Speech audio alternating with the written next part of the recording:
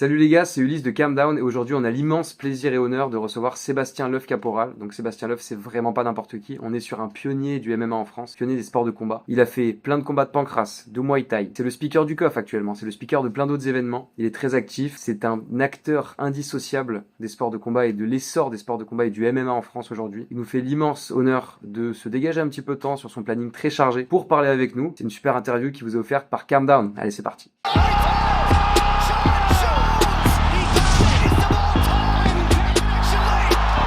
Calm down. Sport de combat, Saint-Denis, il a fait parler de lui exactement. Hein. Et Tony Ferguson à l'UFC.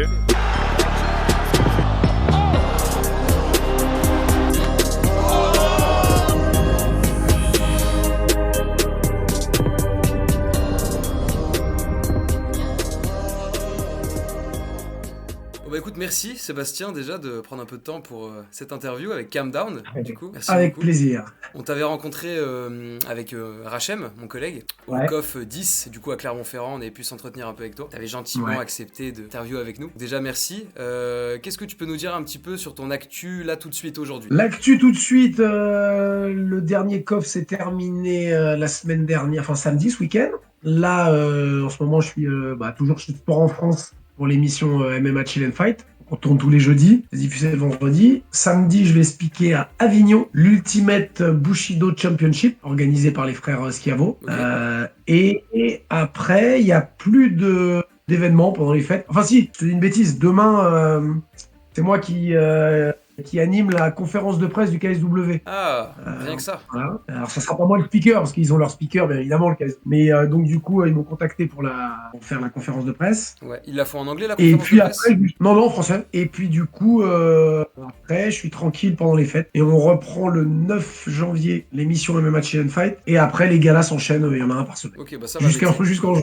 J'ai l'impression que t'es bien occupé, ouais. J'ai l'impression que t'as de quoi faire, que tu vas trouver des événements à speaker régulièrement. Ouais. Parce que du coup, ça c'est vrai que c'est pas une question que je t'ai forcément posée, mais donc toi du coup si je te présente comme ça en quelques mots, et évidemment tu me corriges, j'oublie des choses, mais donc t'es un peu la voix déjà du MMA français depuis peut-être maintenant 15 ans, je sais pas, quelque chose comme ça fait quand même un moment. Écoute, j'ai commencé le premier speak avec Hatch, alors à chaque fois je dis 2003, mais je crois que c'est 2004, enfin pour une année quoi, bref. Donc, alors, il n'y en avait pas autant avant, donc forcément, mais maintenant, depuis une bonne quinzaine d'années, c'est comme ça que les gens m'appellent. Enfin, moi, ça me gêne un peu, parce que ça fait un peu genre, il n'y a que toi, alors que je suis pas tout seul. Tu es le visage de mais disons que j'en fais énormément. Ouais. C'est ça, tu es le pionnier. Après, mine de rien, t'es quand même un pionnier, et en parcourant du coup ton YouTube, j'ai pu découvrir aussi des choses sur toi, parce que quand on a échangé hier un petit peu par message, tu m'avais dit que donner un cours de mouille, du coup de Muay Thai. Donc effectivement, je me doutais que t'étais un petit peu pratiquant de sport de combat avant ça. Ce que j'ignorais en revanche, c'est que t'as carrément été champion d'Europe de pancrace à l'époque. J'étais champion d'Europe. Eh oui, et on était les premiers. C'était en 99. Donc on est vraiment, alors encore une fois, c'est pas sans outrecuidance, hein, mais on est les premiers champions d'Europe français. Alors avant, c'était le pancrace, on n'avait pas de gants, on frappait aux mains ouvertes au visage. Donc c'était vraiment les prémices en France, parce qu'il y avait déjà l'UFC qui est 93. Donc, mais ouais, avec Lolo, on était les premiers. Ouais. Et il y avait même Alban qui était en moins de 60. Je dis pas de bêtises, 75, et Cyril Diabaté, pendant qu'on a fait, nous, quand on faisait le championnat d'Europe, faisait son premier combat en pancrace avec nous, en Belgique. Ouais, eh ben dis donc, c'est pas rien, hein. C'est vrai que Cyril Diabaté, lui aussi, c'est vraiment devenu quelqu'un d'extrêmement important avec sa team, avec les combattants qu'il a fait monter. Il a vachement aidé à démocratiser le MMA, lui aussi, ouais, c'est vachement important. C'est vrai que le pancrace, mais c'est ce que tu expliquais, parce que j'ai vu ton interview du coup avec l'Olympe, qu'au début, quand vous parliez de pancrace, les gens savaient pas ce que c'était, quoi. C'était vraiment aucune idée, quoi. Ah non, on était, puis ah oui, non, fallait toujours expliquer, alors voilà, il y a ci, il y a ça, et parce que c'était pas du tout. Alors on faisait toujours un peu le parallèle, on disait, tu connais un peu l'UFC, tu sais, les combats en cage, ils disaient, ah ouais, vous faites ça. Alors, non, c'est pas tout à fait ça, mais on expliquait, et on passait pour des sauvages, vraiment.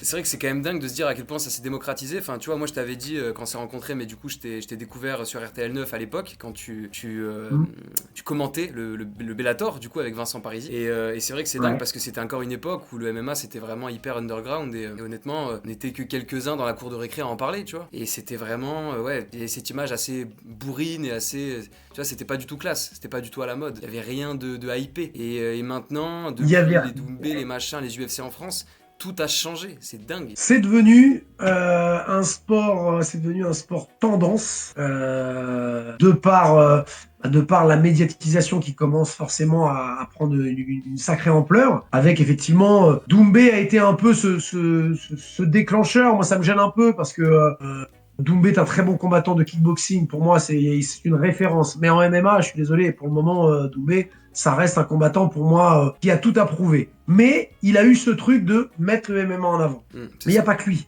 Bien sûr que non, ouais. Non, mais ça c'est devient pour un ça que c'est très sport réducteur. tendance Ouais, bien avec sûr. ça. Mais sinon, depuis 2014, et encore, c'était même un peu avant, je crois qu'on a commencé à commenter avec Vincent, qu'on avait l'UFC au début. Après, on a perdu les droits, on a eu le Bellator, on a eu le M1. Ok.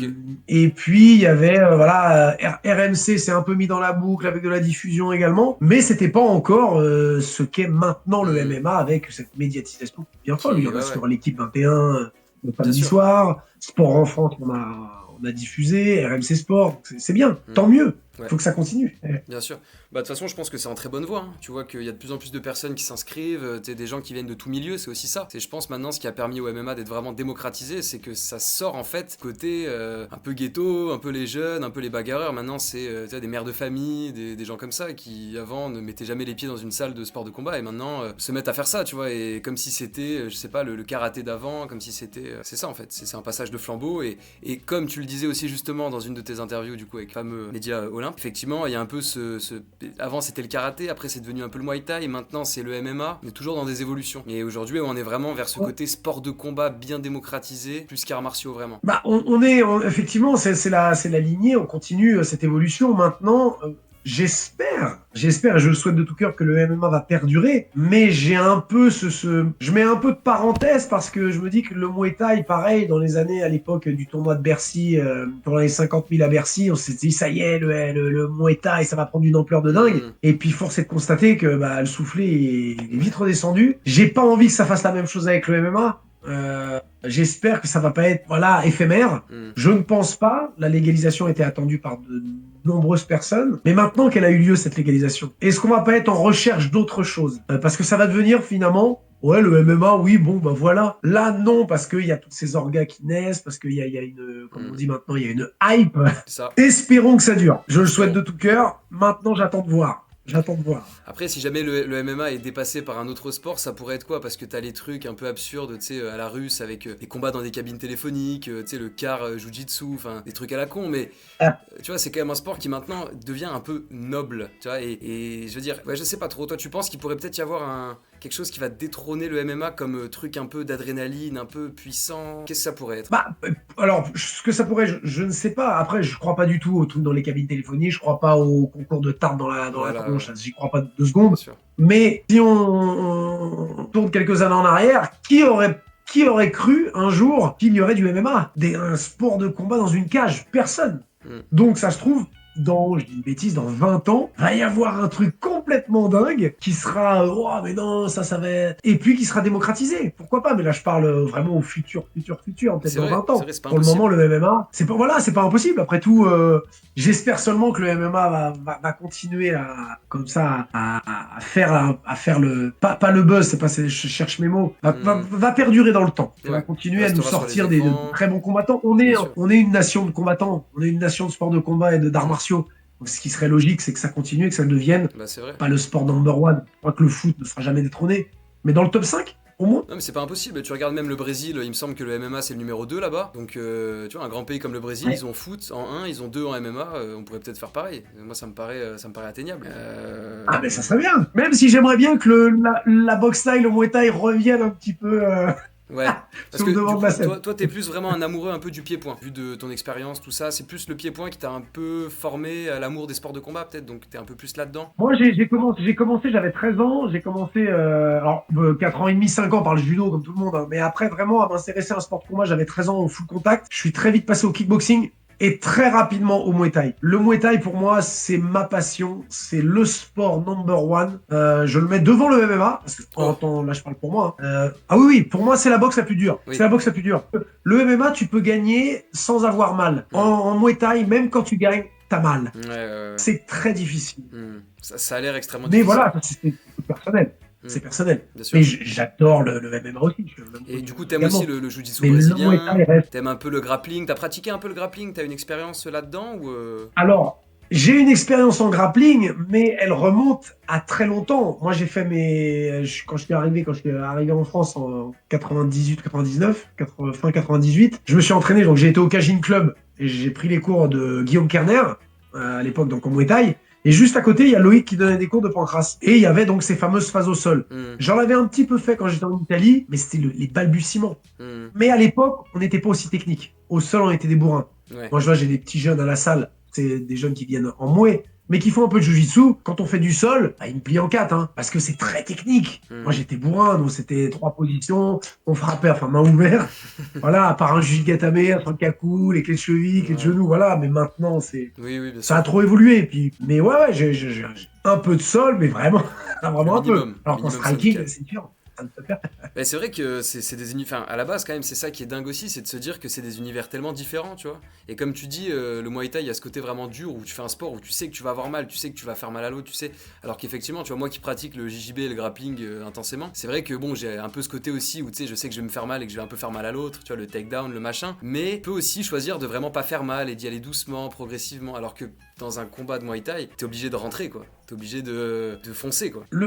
Ah oui, le Muay, encore une fois, hein, même si il n'y a pas un art meilleur qu'un autre ou un sport meilleur qu'un autre, mais au niveau difficulté, au niveau dureté, au niveau douleur, il y a pas au-dessus. Il y a pas au-dessus. Enfin, encore une fois, alors je parle pour moi, mais même des combattants de MMA qui ont un peu touché au Muay Thai, ils le diront.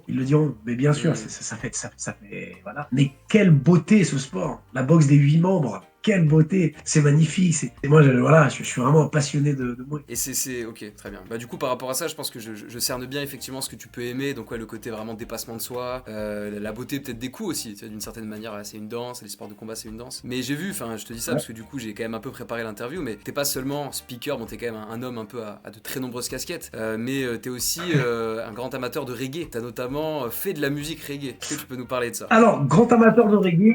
C'est même alors le reggae n'est pour la grande majorité des gens, c'est une musique. Le reggae, c'est une culture. C'est pas seulement écouter Bob Marley, Jimmy Cliff ou Alpha Blondy. Voilà, c'est ce qui se résume au reggae généralement chez les gens. Non, c'est une façon de vivre, c'est une façon d'être. Moi, j'ai été bercé très jeune, 13 ans également. C'est mon père qui m'a mis là-dedans. Et voilà, moi, j'ai les préceptes de vie, j'ai une hygiène de vie. Je suis végétarien. J'ai ma foi pour moi, que j'en parle pas parce que c'est très personnel. Mais c'est un mode de vie. C'est pas écouter de la musique dans sa voiture. C'est pas arborer un collier pour dire vert, jaune, rouge. Non. La plupart des gens disent les couleurs de la Jamaïque. Non, il n'y a pas de rouge sur le drapeau de la Jamaïque. Le berceau du rastafarisme, c'est l'Éthiopie, c'est l'Afrique. J'ai des attaches qui sont personnelles. J'en parle jamais parce que ça se voit, voilà. Mais les gens souvent ils disent t'aimes le reggae? Oui, mais c'est pas que ça. Okay. Moi, avant j'avais des locks. J'ai perdu mes cheveux, j'en ai plus. Mais voilà, après j'ai fait de la musique. Les titres qui sont sortis, c'était il y a eu un titre en français, le premier, c'est parce que nous on l'avait fait en anglais, il s'appelait I'm a Rastaman. Les radios n'en voulaient pas parce que c'était en anglais justement et que les textes étaient un peu trop axés sur la culture Rasta. Donc on m'a demandé de faire une version française plus légère. Alors on l'a fait très léger, mais voilà, je me considère pas comme un musicien et comme un chanteur de reggae. Non, on a fait ça avec un pote. On a fait 6 titres, point barre, uniquement pour s'amuser. J'aurais pas dire non. Par contre, mon mode de vie, oui. Et toute ma vie est axée là-dessus. Ouais. Et du coup, tu dirais que ton mode de vie, t'as commencé à adopter ce mode de vie reggae à partir de quel âge? Comment c'est venu? D'où t'es venu ce déclic? C'est venu progressivement parce qu'à partir de 13 ans, on n'a pas la maturité pour comprendre déjà. On écoute Bob Marley, voilà. J'étais bercé à ça. Après, on essaye de chercher. Vers 16-17 ans, il n'y a pas que Bob Marley. Donc, il y a d'autres groupes. Et puis, pourquoi la musique? Pourquoi cette culture? Pourquoi manger Ital Food? Enfin, pourquoi être végétarien? Pourquoi s'intéresser le symbole des locks? Et il y a tout ça qui fait que c'est en grandissant, c'est par décennies. Voilà, moi j'ai fait mes premières locks, j'avais 22 ans. On les fait un peu phénomène de mode. Ouais.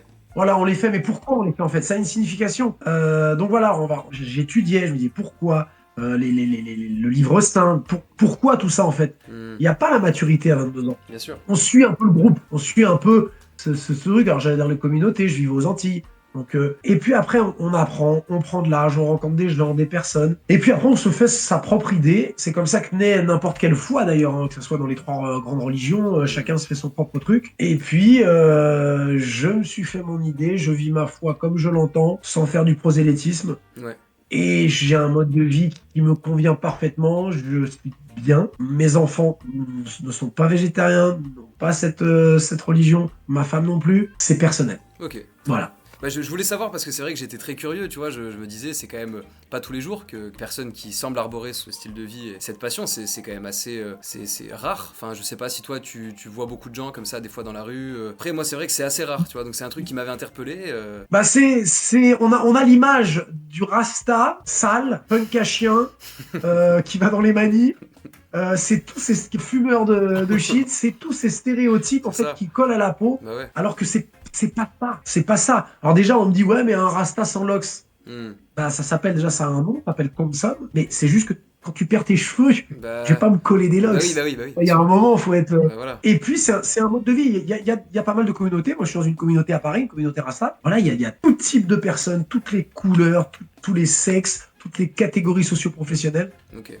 Voilà, mais c'est vrai que pour la majorité des gens, un Rasta, ça doit avoir des locks, fumer un joint, Hmm. écouter du Bob Marley. Bon, ça fait partie des stéréotypes, quoi. Ok, Je laisse très les bien. gens parler. Moi, tout ça, ça me passe à des kilomètres. Moi, je Ouais, vis mon ouais. truc. J'imagine que ça Voilà. fait longtemps que ouais, enfin voilà, t'es passé au-dessus des clichés parce que clairement là t'as de l'expérience un Oh peu dans ton oui, mode de vie donc t'es habitué oh oui, au racontard. exactement. Ok, bah très bien, bah écoute, je Que voulais savoir. il y a les mêmes stéréotypes qu'on peut retrouver quand on est boxeur. Un boxeur, c'est bête. Un Ouais, boxeur, ça sait pas parler. ouais, Un boxeur, voilà. ouais, bah oui. Mais je m'arrête pas à ça. Les Non, gens non, qui pensent ça, j'ai pas envie de leur donner de mon temps. En fait. oui, Continue à penser ça. oui, Si t'as envie, bah pense. Pas moi qui vais essayer de te faire changer. bien sûr. Si t'es pas capable de changer tout seul. Voilà. Non, mais c'est clair. J'aimerais qu'on revienne, si ça te dérange pas, Sébastien, à ta relation avec Jérôme Le Banner, parce que du coup, t'es maintenant le speaker du COF depuis le début, c'est ça? Depuis le COF 3, Depuis le COF 3. le 1 et 2, en fait, j'étais pas dispo. J'étais déjà pris sur des galas. Mm. Et quand je suis engagé, bah, je me désengage pas. Et après, j'ai été mis en relation par les maîtres fumiers Ah, pour absolument faire le COF. d'accord, Absolument. je savais Ouais, pas. ouais. Et donc, du coup, je connaissais Jérôme Le Banner. Et puis, bah, ça, voilà. Puis, ça, pour lui, ça a été génial. Et puis, on fait partie d'une team COF qui est super, qui est vraiment super. Cette relation qu'on a avec Jérôme, elle est particulière parce qu'on a le même âge. Oui, Il a un an de plus. Et puis, il y a quelques similitudes dans les parcours de vie. Après, lui, il a son parcours de combattant qui est incomparable. Hein. Mm. Mais voilà, on a nos petites histoires privées qui resteront privées. Mais on a un grand attachement tous les deux. ok, très bien. Ouais, puis il y a quand même le côté artiste martial où tous les deux vous avez vraiment baigné dans les sports de combat et mine de rien, t'as quand même fait des combats très sérieux aussi, parce que bon, les championnats d'Europe, tout ça. T'as fait des combats pro un peu de sport de combat ou. Bah moi, j'ai toute ma carrière de Muay Thai a été faite en Italie, puisque j'ai Ouais. boxé en Italie. Et après, il n'y avait pas de statut professionnel en France quand on faisait du pancrace avec Loïc. Ouais, On allait en Hollande, et puis voilà. Donc, mais il n'y avait pas de statut professionnel. ouais. Ceci dit, on n'a toujours pas, hein, pas de statut professionnel en France. Mais c'était, tu faisais tes combats, point. Il n'y avait pas ce côté comme maintenant sur Tapologie, t'as tes trucs amateurs, tes combats pro. T'avais tes combats. Terminé. Ouais, ok. Non, non, ok, c'est intéressant. Qu'est-ce que tu penses? Parce que, alors, attends, après, j'essaie de pas trop te faire répondre à des questions que t'as déjà répondu 2000 fois. Bon, là, c'est un peu raté, tu me diras, mais. Voilà.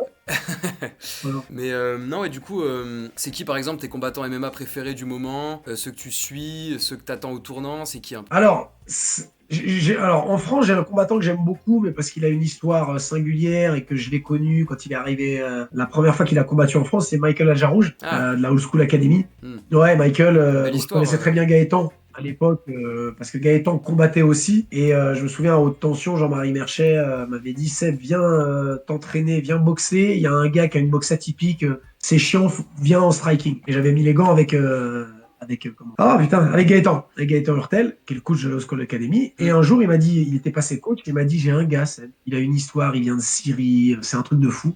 Tu vas voir, c'est un combattant incroyable. C'est Michael Aljarouj. Et j'ai suivi toute sa carrière.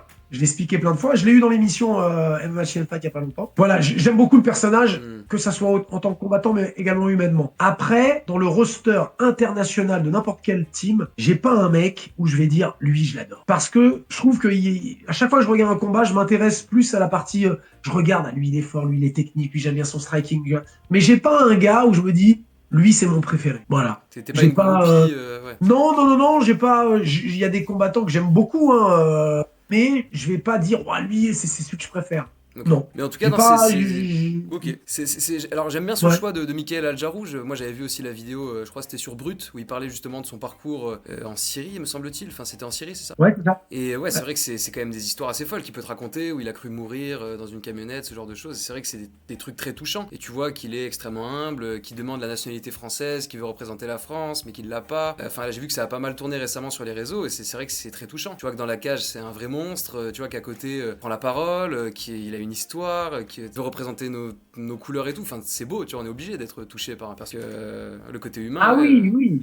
Humainement, il est incroyable. Il est incroyable. C'est pour ça, c'est plus ça qui me fait m'attacher à quelqu'un. Même, ça serait, je sais pas, j'ai une bêtise, un footballeur professionnel. Avant de m'attacher à son côté sportif, je préfère m'attacher à l'humain finalement. Hmm, Parce que c'est ça le plus important pour moi. Que tu sois champion du monde, que tu sois champion de ta rue, hmm, c'est bien pour toi. Mais moi, voilà, c'est ce que tu as dans le cœur, c'est ce que tu as dans bien la sûr. tête qui m'intéresse. Parce que ce sont ça les rapports humains. Bah, c'est ça. Après, le côté, voilà, j'étais un fan d'Eric Cantona au foot. J'ai eu la chance, moi, de passer 3 semaines avec Eric Cantona aux Antilles. Le côté humain, je l'ai bien vu parce qu'on a partagé des moments incroyables. Mais le footballeur, finalement, passait au quatrième plan. Ouais. Parce que c'est un mec qui, humainement, m'a apporté énormément. D'accord, c'est marrant ça, Donc, tiens. Eric Cantona. voilà, ouais, je m'attache à ça. C'est comme Jérôme Le Banner. C'est une légende des sports pieds-points. Mais moi, Jérôme Le Banner, aller au resto avec Jérôme et parler de la vie, ça m'intéresse. C'est ça qui m'intéresse, en fait. Bah ouais, Parce que, ça intéresse beaucoup de gens, je pense, hein. humainement, je connais Jérôme. Voilà. Ouais, c'est vrai, c'est dingue. Mais ok, très bien. Écoute, bah merci déjà. Attends, je sais pas quelle heure il est, je regarde vite fait. Un peu dépassé par le temps. Tu m'as dit que toi, il fallait que tu files à 21h, c'est ça? C'est ça, ouais. C'est ça, ok. Ouais, je pense qu'on peut faire encore quelques questions, et puis après, voilà, c'est déjà cool, je pense que... Plaisir. Et hésite pas, vraiment, si t'as des choses dont t'aimerais parler, y a pas de souci, quoi. S'il y a des sujets que tu voulais évoquer, sur lesquels on te pose pas assez de questions. Bah, non, généralement, on pose toujours les questions sur le métier speaker. Le métier speaker, voilà, pourquoi t'es speaker, pourquoi t'as fait ci, pourquoi Ouais, voilà. bah oui. Et parce que c'est vrai que dans les sports de combat, dans le MMA, on voit souvent, et notamment, moi, j'aimais beaucoup Michael Buffer, le Voilà. frère de Bruce Voilà, Buffer. mais j'en étais sûr. Bruce Buffer, incroyable, hein, y a rien à dire. Mais moi, j'aimais bien là, ce côté hyper calme là, de Michael Buffer, Ouais. le micro qui descend, le mec qui bouge pas, il n'y a Mm. pas une mèche de cheveux qui bouge. Et j'aimais bien ce côté très classe qu'il avait. Et on m'a dit, mais est-ce que tu t'es inspiré d'un speaker? Et en fait, bah forcément, quand Mm. la première fois qu'on m'a proposé de faire speaker, bon, j'avais tenu un micro parce que j'étais Géo Club Med, donc tu sais animer, tu sais, et donc j'ai tout de suite pensé à Michael Buffer. Ouais. Et je m'étais mis au centre du ring, assez robot. Et puis après, je dis, mais c'est pas moi, faut que je m'amuse. Là, je me Mm. fais chier. Non. Donc, fallait que je m'amuse. Donc, au fil des années, bah, c'est pas que tu te fabriques un personnage, mais tu fais en sorte de tellement t'amuser que tu es toi-même et que ton personnage, en fait, Mm. il vient naturellement. C'est pour ça que maintenant, je m'amuse et que j'ai pas mal de connivences avec beaucoup de combattants où il faut qu'on se check, où il se met à côté de moi, où Mm. je me mets à genoux en le piquant. Il y a plein de trucs qui font que maintenant, voilà, c'est devenu comme un petit rituel, quoi. Et il y a Bah des ouais. organisateurs qui me demandent, Seb, tu nous fais quoi comme entrée? Mm. Et du coup, pour le coffre, maintenant, t'as une entrée qui est un peu bien cadrée, où tu sais déjà comment tu vas t'habiller, et tu changes par saison, c'est quoi un peu le truc? C'est garde la même tenue En plusieurs fait, fois et moi, tu changes? alors, non, je vais changer à chaque coffre. Là, les 3 derniers coffres qu'on a fait, j'ai changé 3 fois de tenue, 3 fois de musique. Alors, toujours la musique, toujours le style funk, parce Ouais, que c'est une musique entraînante. Ça parle à tout le monde. Si je rentre sur un Mighty Diamonds bien route des années 70, il y a personne qui va tu suivre. vas perdre du monde. Donc là, du coup, je mets un morceau funk identifiable. Ça parle à tout le monde, même quand on n'aime pas la funk. Du coup, les fringues, elles y font aussi beaucoup parce que voilà, il y a la casquette, il y a le long manteau qui colle au thème de la musique. Et du coup, bah, je vais faire ça à chaque fois maintenant parce que ça met de l'ambiance. C'est de l'entertainment. On est en train, les gens, ils payent une place pour Mm. voir un spectacle. Certes, un spectacle où les deux protagonistes vont se rentrer dedans, mais pourquoi pas déjà faire chauffer la salle, monter un peu l'ambiance avec un truc un peu plus léger, une musique, le speaker qui rentre et qui va mettre en avant ces deux combattants qui vont se remplir pendant 3 rounds de 5 minutes. Ouais, c'est Donc ouais, c'est voilà. ça. Parce que justement, ça me fait penser, tu disais aussi justement en interview qu'effectivement, toi, t'es là pour mettre un peu de la lumière sur les combattants, dans le sens où tu vas t'habiller de manière classe et tu vas faire une belle présentation, parce que bah, les combattants, eux, ils sont juste en slip, quoi, pour ainsi dire. Et donc, du coup, t'essayes de vraiment montrer voilà, que ce qu'ils font est prestigieux et classe et cool, avec cette entrée, avec toute cette présentation, mais t'essaies pas non plus voilà, de leur voler la vedette, ou tu vois, t'es juste là pour apporter la lumière, en fait, sur la scène où ils vont se battre ensuite. Ah bah, même si je voulais leur voler la vedette, j'y arriverais pas. Un speaker, c'est un speaker. Les vedettes, c'est les combattants. Les gens, ils viennent voir les combattants. Donc j'aurais jamais... J'y ai même d'ailleurs jamais pensé. La seule chose que je me dis, c'est les mecs, ils vont avoir des gants, ils sont torse-poil devant tout le monde. On va casser ça en étant habillés, en étant classe. Et il va falloir que je les mette sur un piédestal. Parce que ces mecs-là, moi j'y ai été sur la GT. Alors j'ai jamais combattu en cage, il n'y avait pas moi, c'était ring. Et je pense que les faire monter comme ça, on dit, les mecs, vous êtes les stars de la soirée, je vais tellement vous envoyer du lourd que la lumière, elle est pour vous. Ouais. Vous allez faire rêver le public pendant un temps donné. Vous m'avez confié ce rôle-là, je peux pas vous décevoir. Donc je fais ça pour eux. Okay. Après, je m'amuse. Oui. Le jour où ça m'amusera plus, ça se voit que tu t'amuses. Oui, tu t'amuses bien. Ah oui, je vois. Elle était très bien. Moi, j'ai beaucoup aimé ton entrée au CoF 10. Je trouvais ça vachement cool et je savais pas du tout comment t'allais rentrer. Tu vois, à ce moment-là, je m'attendais à rien de spécial et c'était assez dingue. Et franchement, t'as mis le feu et la salle est complètement derrière toi. Mais là, je fais un petit crochet. Je me demandais parce que quand même, t'as une bonne expérience de combattant. Effectivement, t'as fait beaucoup de combats. C'est quoi un peu tes meilleures expériences et tes pires expériences justement dans ce côté combat où tu préparais tout ça. C'était un peu roots comme tu dis. C'est quoi tes plus beaux souvenirs et tes souvenirs les plus bizarres? Alors le meilleur souvenir, c'est je combats à Milan en Muay Thai et Bordeaux vient d'éliminer le Milan AC. C'était en Coupe d'Europe, c'était l'époque où à Bordeaux il y avait Zidane, Lizarazu, Dugarry. Bordeaux avait perdu 2-0 à San Siro à Milan et avait gagné 3-0 chez eux. Moi je suis fan de Paris, je suis un PSG, mais j'habitais à Milan, moi. J'ai acheté le maillot de Bordeaux. Je suis rentré avec le maillot bordelais à Milan dans la salle. Je me suis fait siffler mais d'une force incroyable. Et je gagne par KO au premier ou au deuxième? Ah, j'ai un doute. Je me demande si je gagne pas par KO au deuxième round. Ah ouais. Et ça a été un souvenir énorme parce que du coup, même le public a applaudi. Ils ont compris que c'est un peu de... c'est de la provoque, mais ça n'a rien de méchant. On fait du sport, on sauve pas des vies. Donc les gens avaient assez de recul pour comprendre. Et ça a été énorme. Et la deuxième, ça a été un jour, je vais combattre en Hollande avec Jean-Marie Merchet. À la pesée, donc je combattais en moins de 75 kilos. On se pèse, je suis à 74, 800, enfin bref, je sais plus trop. Et je vois pas la pesée de mon adversaire. Et je vais dans les vestiaires, je vais me rhabiller. Il y a Jean-Marie qui arrive, qui me dit, bon, il est à 83, qu'est-ce qu'on fait? Je dis, comment ça, il est à 83, qu'est-ce qu'on fait? Oh, on est en moins de 75. Il me fait, oh putain, on a pas fait 5 heures de bagnole pour rien, allez, on prend le combat. Et on a pris le combat, et du coup, je gagne également par KO. Et c'était un super. Et des anecdotes comme ça, j'en ai plein, parce qu'avec Loïc, quand on a fait la demi-finale du championnat d'Europe de Pancrace, on fait la demi-finale en Belgique, je me retrouve en face de mon adversaire dans le même vestiaire. Et lui, c'était le champion d'Europe de judo à l'époque. Et on l'a fait un peu au flanc, c'est-à-dire que j'ai dit à Loïc, faut que je lui mette la pression. Il savait que j'étais striker, je lui ai dit du Muay Thai. Je lui ai fait, Loïc, prends les paos, on va s'échauffer devant lui. Loïc, il prend les paos, et là, je balançais des middle, mais de mammouth, uniquement parce qu'il était devant moi. Et j'ai vu dans ses yeux, j'ai gagné le combat dans les vestiaires finalement. Et je le soumets en 59 secondes. C'est-à-dire que je gagne même pas par KO. Je passe un autre règlement arrière en 59 secondes. Donc c'est plein d'anecdotes comme ça. Je vais éviter à tout prix le middle. Au final, ça lui a pas réussi. Et voilà, et on a été champion d'Europe. Après, je tombe contre un mec un instructeur de la self-défense de la marine hollandaise en finale. Et avec Loïc, on était champion d'Europe pour 600 francs français. 600 balles parce qu'il y avait 600 balles à la buvette. On était payé avec l'argent de la buvette. C'était aussi en Belgique, t'as Charleroi là. Incroyable. Et voilà, c'est des anecdotes qui sont de mon temps, qui sont vieilles, mais qui pour moi valent tout l'or du monde parce que c'est des trucs que ça maintenant. Impossible, ils n'y arriveront jamais. Et du coup, de l'autre côté, quels ont été les souvenirs un peu durs ou les expériences vraiment un peu regrettables? Celle qui n'est toujours pas passée, celle que je ne digère pas et je crois que je ne sais pas si un jour je la digérerai, c'est la mort de Jean-Marie. Tu vois, ça me fout des frissons, rien d'en parler. La mort de Jean-Marie Merchet, ça m'a... Alors c'est pas vieux, c'était après le Covid. Mais c'est un mec, quand je suis arrivé en France, c'est Cyril Diabaté qui l'a apporté au Cagin Club. Il est venu s'entraîner avec nous et il m'a présenté Jean-Marie. Jean-Marie a sorti une vanne tellement pourrie on a tellement rigolé. Et depuis ce jour-là, on s'est pas quitté. On a eu le même humour. C'était une tête de con, un vieux con, mais un vieux con comme on n'en fait plus. Un mec avec un sens de l'honneur tellement énorme, un cœur énorme. Il a assisté à la naissance de mes enfants. Il était là dans les moments de ma vie qui ont été extrêmement difficiles. Et ça, c'est dans le milieu de la boxe, c'est ce qui me... C'est lui qui m'a appris à surfer, snowboard. Ah. Je ne suis pas retourné surfer. Depuis qu'il est mort, j'ai pas remis les pieds sur un surf. Et j'ai même pas envie de retourner à la montagne. Parce que la montagne, pour moi, c'était avec lui. On se faisait notre semaine, chaque année. On avait des petits, à chaque fois, il y a un match du PSG, il m'appelait, il disait, ils vont perdre, il raccrochait. C'est juste ça. Et tous ces trucs-là, voilà, c'est le truc qui me... Ouais.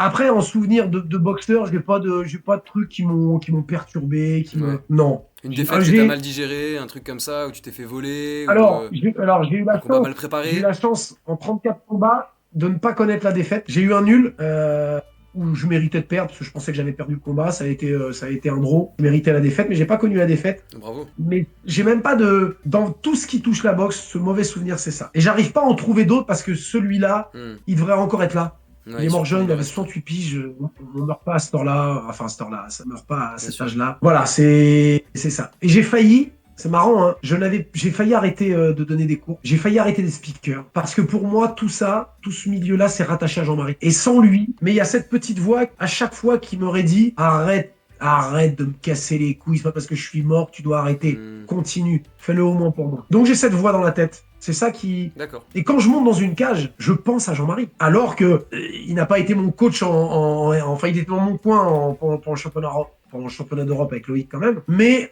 on a partagé tellement de moments en Muay et en MMA et en pancrace que j'associe ma carrière de speaker à Jean-Marie. Okay. Il a toujours été là, tout le temps. D'accord. On faisait des galas, il était là et on partait faire du poker à Ivry-sur-Seine à 1h du mat. Et ça me manque. Bah écoute, c'est une très belle histoire. On parle de poker, justement, je t'ai vu dans une interview, c'était quoi? C'était le carré, comme ça? Carré... Ah oui, le carré, c'est vieux ça, ouais. Tu peux nous parler un peu de ton attrait pour le poker? J'ai l'impression que t'aimes bien cette activité. Ah bah j'ai beaucoup aimé. Après, j'ai été dans une émission sur Énergie 12 pour le 4 ans et demi qui s'appelait La Maison du Bluff. J'étais le coach sportif des candidats. Oui, d'accord. J'étais pas candidat, moi. Ouais. Et alors, on avait commencé avant déjà, parce qu'on jouait avec Jean-Marie d'ailleurs. On jouait dans les bureaux de Fight Sport, du magazine Fight Sport, avec le directeur de Fight Sport, qui avait en même temps le magazine Poker VIP, où ça s'appelait Poker Pro, mais après c'est devenu Poker VIP. Et donc, on jouait tous les vendredis au poker. On a fait venir des boxeurs, tout le monde est passé dans ces bureaux-là. Tout le monde. C'est incroyable. Et j'ai succombé à la passion poker en même temps un peu tout le monde quand Patrick Bruel est arrivé sur Canal+, où il y avait du poker. Voilà, comme tout le monde en fait. D'accord, ouais. Et c'est devenu vraiment... j'étais addict, hein. J'allais dans les cercles de jeu, non, il y en a plus. Enfin, il y en a encore un ou deux, je crois d'ailleurs qu'ils vont fermer, bref. J'allais donc au Cercle Cadet, pour le citer, toutes les semaines, tous les mardis, j'allais jouer. Je jouais tous les vendredis, le mardi, donc j'ai fait l'émission. J'ai fait des Européens de Poker Tour, des France Poker Tour. C'était là, le soufflet est un peu retombé, j'avouerai que j'ai moins de passion pour le poker. Mais voilà, c'était de se retrouver entre amis. C'était ça, notre rendez-vous, c'était ça. On était ensemble et on jouait au poker. Et on refaisait quoi de mieux que jouer avec ses potes, refaire le monde, se balancer des vannes, voilà. C'était pas jouer de l'argent, c'est pas ça. Non, le but, c'est pas ça, parce que jouer de l'argent entre potes, c'est malsain. Tu piques pas l'argent de tes amis. Donc il y avait une petite on jouait 20 balles parce qu'il faut mettre un peu de voilà, mais et c'est par le biais du poker que j'ai rencontré ma femme, c'est grâce à ça. D'accord, ouais, comme quoi alors j'aurais pas eu scrupule à lui prendre de l'argent. Elle m'écoute, hein. Oui chérie, je t'aime chérie. Mais elle a pas scrupule non plus à me sortir quand on joue au poker. C'est vrai. Ouais, mine de rien, c'est vrai que t'as quand même pas mal de passion, pas mal de choses qui t'animent, hein. Et c'était assez compliqué de se dire tu vois, Sébastien Loff, c'est ça. C'est vrai que t'as quand même pas mal de choses différentes et notamment en tout cas tu vois, pour moi c'est vrai que t'as toujours été un peu cette voix du MMA et ce personnage au début du coup qui était un peu dans l'ombre parce que la scène MMA était dans l'ombre et de moins en moins. Et c'est vrai qu'on se dit que tu vois tous ces acteurs qui sont vraiment des figures de proue en fait de la médiatisation du MMA dont tu fais partie, dans notre média Calm Down, tu vois, c'est aussi un truc où on se dit il faut absolument, tu vois, les mettre à l'honneur, il faut absolument que les gens apprennent à les connaître parce que voilà, ils méritent d'être connus, tu vois. Je pense qu'ils méritent qu'on parle un peu plus d'eux, qu'on comprenne un peu plus pourquoi ils font ce qu'ils font et en plus comme le monde des sports de combat c'est un cercle, tu vois, hyper interconnecté, finit toujours par tu vois, reconnaître plein de personnages, d'histoires, de lieux dans ce que... Donc c'est ça qui est génial aussi. En plus, j'en parlais il y a pas longtemps, je ne sais plus avec qui, mais les médias dont Calm Down fait partie, vous faites partie intégrante du MMA, parce que sans ce genre de médias, moi j'aime pas dire petit média, parce qu'il y en a beaucoup qui disent ouais mais c'est un petit média. C'est un média qui va te mettre en lumière, c'est un média qui va faire on va parler du MMA. Et non, mais c'est hyper important parce que vous êtes des acteurs du MMA. Au même titre que les combattants, que ceux qui montent une cage, que les cutman, que la fédé, que le public, qu'un speaker, sans vous, et qui est mis en lumière? Uniquement les gens qui vont payer leur place dans un zénith. Mais le reste, non. Vous, les médias, vous avez une part prépondérante dans la médiatisation du MMA et dans ce qu'est le MMA maintenant. Donc rien que pour ça, merci, parce que même moi, là, m'inviter, me faire parler, y a des gens qui vont regarder, qui connaissaient peut-être pas le speaker d'un événement. Et, ah, d'accord, il fait speaker, mais alors c'est quoi speaker? Et ils vont s'intéresser. C'est ça. Et ça, c'est grâce aux médias. Donc, merci. Et ouais, Merci. à découvrir, ouais, bah c'est ça. Bah merci, bah écoute, ça nous fait plaisir, hein. Franchement, on était très content de te voir et content que tu acceptes l'interview.